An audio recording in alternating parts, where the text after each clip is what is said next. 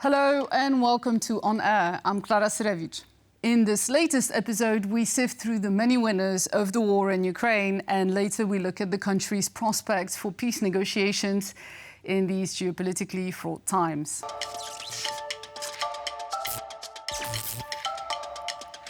There's an old Polish saying, when two people fight, a third profits. And in the case of the Ukrainian war, there are plenty of winners. But who's the biggest winner of all? Welcome to Who Benefits the Most, the game show where everyone's a contestant. Let's meet the players. India has found a sweet spot buying cheap Russian crude, refining it and reselling it to Europe. Well done. The United Arab Emirates have emerged as the hot new destination for Russia's oligarchs looking to park their sanctioned fortunes. Meanwhile, Turkey is raking in cash as a trade conduit for Russia and pocketing profits from drone sales to Ukraine. And let's not forget the 4 million Russians holidaying last year in Turkish resorts. Impressive.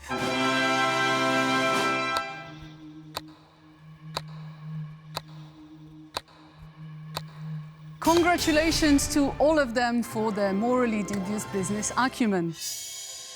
On the sideline, some smaller critters are also making a buck, and made an even bigger one before January 1st. Let's give a round of applause to Slovakia's Robert Fico, who just tried to drum up a crisis when Ukraine shut down the supply of Russian gas as the transit deal expired. Apparently, all hell was about to break loose, but somehow the catastrophe didn't materialize, and now the king is left wearing no clothes.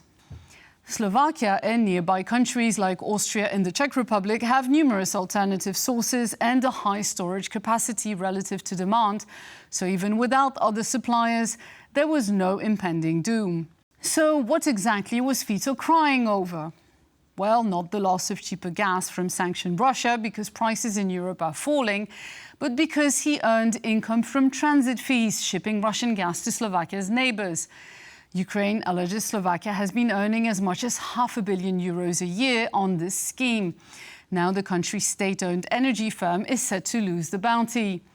In retaliation, Fico vowed to cut off electricity export to Kyiv, but that would encroach on the sales of private companies and deprive Slovakia of yet another source of income.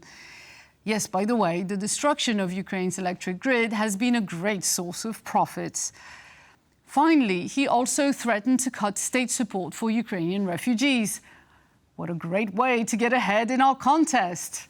In 2023 alone, employed Ukrainians in Poland generated €1.3 billion in taxes. That amount surpasses the financial aid provided to Ukraine, but excludes educational and medical services. Take away those, keep the increased consumption and workforce, and you can count on a net benefit. The IMF indeed predicts that by 2026, the contribution of Ukrainians to the GDPs of host countries will be around 2.3% in Estonia, Poland, and the Czech Republic. Well done, Slovakia, for pulling every possible ridiculous card in an attempt to win. But I'm afraid we have a stronger contestant in sight. Lurking in the background, shying from the spotlight, is a true heavyweight. You may know it from its discreet cyber espionage operations and election meddling algorithms. No, it's not Elon Musk, of course. I use the word discreet. This one stays in the shadows, but skims all the cream. Please welcome China. China seems to have been making smart economic moves since even before the war started, buying a massive amount of liquefied gas, indicating it was aware of Russia's impending attack. China's unprecedented stockpiling of wheat in 2022 also suggests it might have foreseen the explosion of an important dam in Ukraine, which flooded significant wheat-growing lands, resulting in a shortage and a spike in global prices. But above all, China has benefited from sanctions on Russia's energy sector. In 2022, Russian pipeline gas exports to China surged by 250%, while liquefied gas exports more than doubled. Moscow is increasingly dependent on Beijing for a skyrocketing amount of consumer imports, chief of which are cars and electronics. China has also sold Russia military technology, weapons parts and semiconductors. All these moves have sealed a complete shift in the power dynamics in its favor. Russia is truly China's lackey. So, do we have a winner? What a stunner!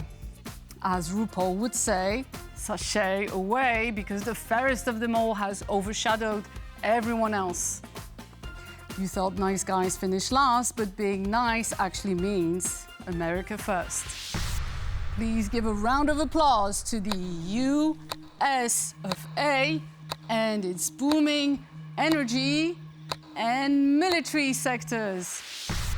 For many American voters and commentators, Ukraine aid evokes images of planes delivering pallets of cash to Kyiv. But that's not how the system works. In reality, only a small share of this aid takes the form of money transfers.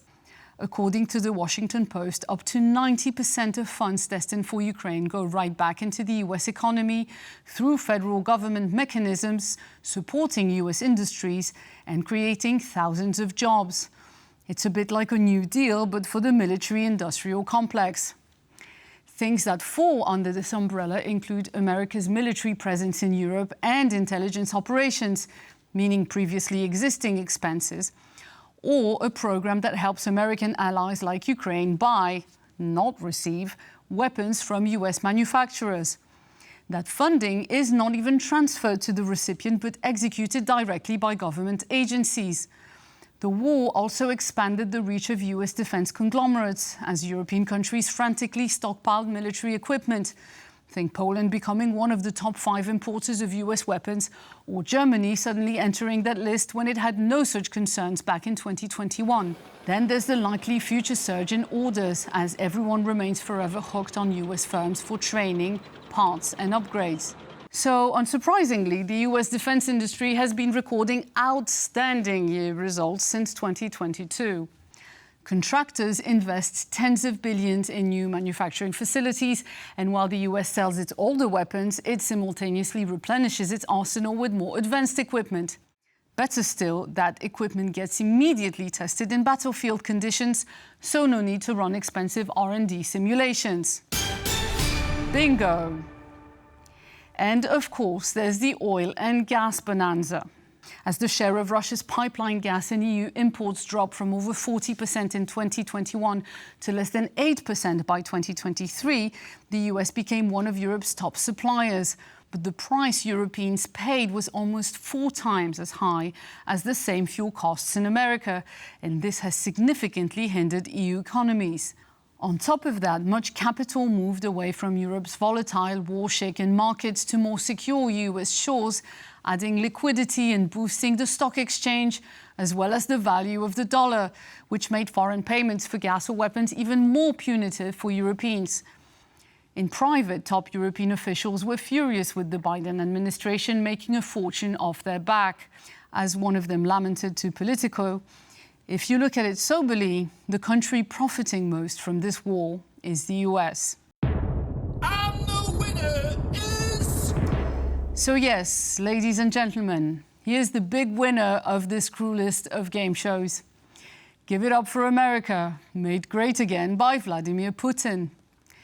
With Europe's desperate dependence on the US, incoming President Donald Trump will undoubtedly make ample use of that leverage. Look out for an upcoming set of contests where Squid Game meets Blind Date and European countries choose who they will go along with. Will it be Mr. Chaos Monger and his little helper, Mr. Psychopath, or Mr. Plain Terrifying? What a choice. What a choice.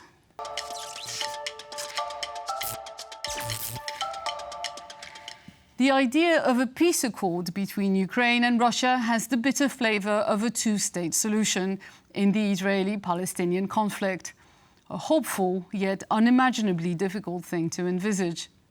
And yet, Russia and Ukraine have signed peace agreements in the past, so to gauge the potential of another round of negotiations, let's look at Russia's historical record and discuss the current chances for a constructive dialogue. The Second Chechen War from August 1999 until April 2009 was Vladimir Putin's first major conflict, pitting Russia against the breakaway Chechen Republic of Ichkeria. A 2003 constitution granted Chechnya autonomy, but kept it under Moscow's rule, leading to years of guerrilla operations. A pro-Western shift in Georgia in 2003 severely damaged relations with Russia. In August 2008, Russian-backed South Ossetians shelled Georgian villages. Georgia sent in troops on August 7th, prompting a full-scale Russian invasion. On August 12th, President Medvedev announced a halt and both parties signed a 6-point proposal by August 16th. The first Minsk agreements, September 5, 2014, aimed to stop conflict in eastern Ukraine after Russia's annexation of Crimea, requiring Ukraine to grant special status to Donbas. The deal faltered and fighting persisted. Minsk II, February 2015, brokered through Normandy format talks, introduced a ceasefire, withdrawal of heavy weapons and OSCE oversight, but left tensions unresolved. Welcome back. We have Dr. Joanna Siekiera with us today. Hello. Thank you for having me. We will start with a question about the current situation, because seemingly everyone wants the war to end. But if negotiations were held tomorrow, what would Russia stand to lose? Lose? Yes. Oh, that's a tricky question. I would say, anyhow, reputation, because we might think that Russia will lose reputation. No, Russia has its own long-lasting partners, allies, or even worse, those countries who rely on it economically, politically, so whole global South. When we look at agenda, how countries vote at United Nations, we would see that more countries, they are pro-Russia than pro-Ukraine. So I am afraid to answer a question that actually Russia is a big winner in this upcoming negotiations. However, there's a kind of myth surrounding the Russian invasion, and that's the fact that Kyiv rejected a so-called reasonable proposal at the very beginning of the invasion. It was in the spring of 2022. Recently unearthed documents by Radio Free Europe show that this reasonable proposal was in fact a blueprint for the annihilation of the state and a complete surrender. And these are goals that Putin held then and still holds today. He never denied them. He never implied Russia will make any concessions. Hence my question, because to me it seems that Russia doesn't stand to benefit from negotiations now. It stands to benefit from a protracted war. Yes and no, I see your point, but then please think like a perpetrator. This is what I teach my military and civilian students. If we were now Russia, Russian government, Putin, how to fight the war but also win the war legally. And this is just beautiful. They started the war, there were no true sanctions, there were no ad hoc tribunal established, and now they will have peace talks, treaties, and Ukraine voluntarily will give away its sovereign territory. This is pure concept of hybrid warfare, of using international law to achieve military strategic goals. And at the end of the day, Russia would say, yeah, but we have paper for that. Ukraine passed us territory, and everyone was watching, including United Nations. Yes, but that brings me to another question, because Russia is an unreliable negotiator. I can't see how it can use the law when, in fact, it is breaking that law. Polish Foreign Minister Radosław Sikorski recently reminded everyone that it was President Vladimir Putin who personally negotiated and ratified the border treaty between Russia and Ukraine in 2004. He broke that treaty 10 years later. He broke many other treaties. So how do you get this kind of actor, international actor, to uphold the terms of any agreement? In a sense that legal warfare, lawfare, my area of expertise, is about maneuvering, juggling international law, interpreting it for its own benefit. And this is where Russia and China are masters. We, the Western countries, democracies, we are weak because we don't know how to counter hybrid warfare, how to counter lawfare.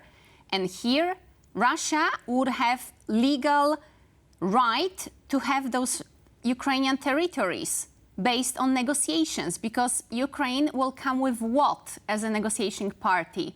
With nothing. Whatever Russia will want in those negotiations, it will definitely achieve. We have President Emmanuel Macron, who said on Monday that Ukraine needs to have a realistic position on territorial issues. We have President Donald Trump, who said that, well, he will not end the war in one day. Where do we stand now in terms of the political climate? Definitely. Everyone wants to finish this war, not so much for humanitarian reasons, but for business as usual. Having markets open, both Russian and Ukrainian, and also we must not look only to Euro-Atlantic area, but Africa, Asia, because when I talk to my colleagues from those continents, they are accusing us Europeans of upholding this war, this stupid internal war, while other countries are suffering because of the problems. Shortage of wheat. Indeed, Yes. indeed. Also, comparing to genocide in Africa and other wars there, conflicts, of course, we cannot calculate human beings suffering and all those murderers, but still, when we see how many people are dying in Ukraine compared to other conflicts existing, or, for example, Gaza, then there is a huge problem that everyone is looking at Ukraine, but on the other hand, how about other conflicts? And nobody is willing to have sanctions,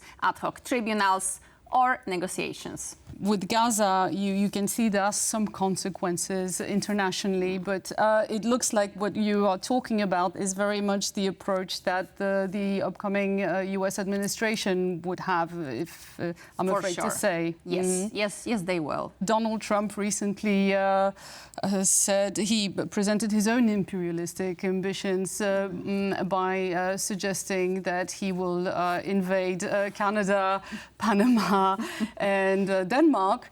So I guess he will not be too keen on brokering a peace deal because he will be busy doing something else. Well, of course, he didn't use the word to invade, but I see your point. He said he will use military force. To, I believe, have business benefits, because he's, after all, a businessman. We still forget that.